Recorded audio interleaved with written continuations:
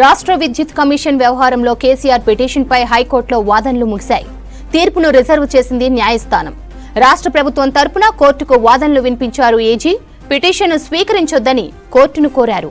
నిబంధనల ప్రకారమే కేసీఆర్ కు 2 సార్లు నోటీసులు ఇచ్చామని తెలిపారు. విచారణ అంతా బహిరంగంగానే జరుగుతోందని చెప్పారు. ఇప్పటి వరకు 15 మంది నుంచి కమిషన్ వివరాలు సేకరించిందని చెప్పారు.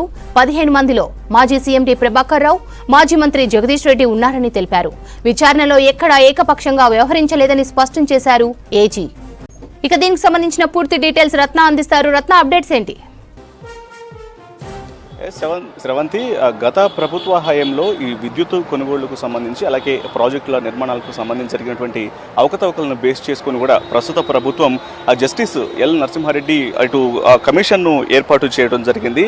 ఏర్పాటు చేసినటువంటి ఒక జ్యుడిషియరీ కమిషన్కు సంబంధించి కూడా మాజీ సీఎం కేసీఆర్ అభ్యంతరాలు వ్యక్తం చేస్తూ కూడా కమిషన్ను తప్పుపడుతూ దీన్ని సవాల్ చేస్తూ కూడా హైకోర్టులో పిటిషన్ దాఖలు చేశారు. సో ఈ పిటిషన్ను విచారణకు సేకరించడానికి సంబంధించి కూడా ఇటు నిన్న ఇవాళ హైకోర్టులో వాదనలు జరిగాయి.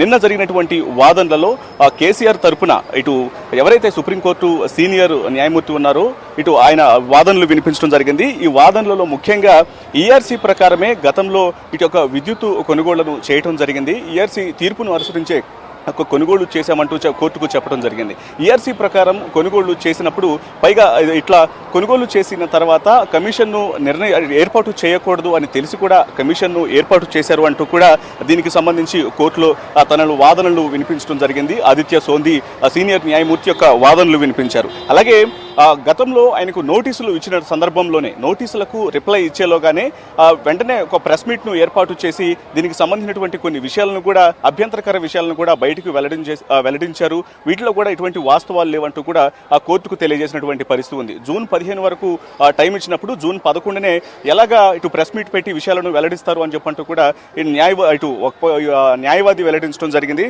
సో వీటన్నిటికీ సంబంధించి ఇక ఇవాళ ఎవరైతే కేసీఆర్ తరపున ఇటు న్యాయవాది వినిపించినటువంటి ఆ ప్రశ్నలకు సంబంధించి ఇవాళ ఇటు ప్రభుత్వం తరపున ఇటు అడ్వకేట్ జనరల్ తమ యొక్క వాదనలు వినిపించడం జరిగింది. ఈ యొక్క వాదనలలో ముఖ్యంగా ఏదైతే కమిషన్ ఏర్పాటు చేయడం జరిగిందో ఈ కమిషన్కు సంబంధించి మొదట్లో ఇటు అప్పటి విద్యుత్ శాఖ మంత్రిగా ఉన్నటువంటి జగదీష్ రెడ్డి ఒక కమిషన్ను ఏర్పాటు చేయాలంటూ దీనికి సంబంధించి పూర్తిగా ఒక కమిషన్ ఏర్పాటు చేసి నిర్ణయాలు తీసుకోవాలి అని చెప్పండి, విచారించాలని చెప్పంటూ కూడా తెలియజేశారు. అలాంటప్పుడు కమిషన్ను ఏర్పాటు చేస్తే తప్పేముంది అంటూ కూడా అడ్వకేట్ జనరల్ ఇటు తన యొక్క వాదనలు వినిపించడం జరిగింది. అలాగే ఈ యొక్క ఇటు మొత్తం కమిషన్కు సంబంధించి విద్యుత్ కొనుగోళ్లలో జరిగినటువంటి అవకతవకలు వీటన్నిటిని బేస్ చేసుకుని ఈ యొక్క విచారణలో ఇప్పటికే గత ఎవరైతే విద్యుత్ శాఖ మంత్రి ఉన్నారో జగదీష్ రెడ్డి అలాగే అప్పటి సీఎండీ ప్రభాకర్ రావు వీళ్ళని కూడా విచారించడం జరిగింది. మొత్తం 15 మందిని ఇందులో విచారించాము. వీళ్ళిద్దరిని కూడా ఒక సోమవారం నాడు విచారణకు పిలిచి మొత్తం కూడా దీనికి సంబంధించినటువంటి డీటెయిల్స్ అన్ని కూడా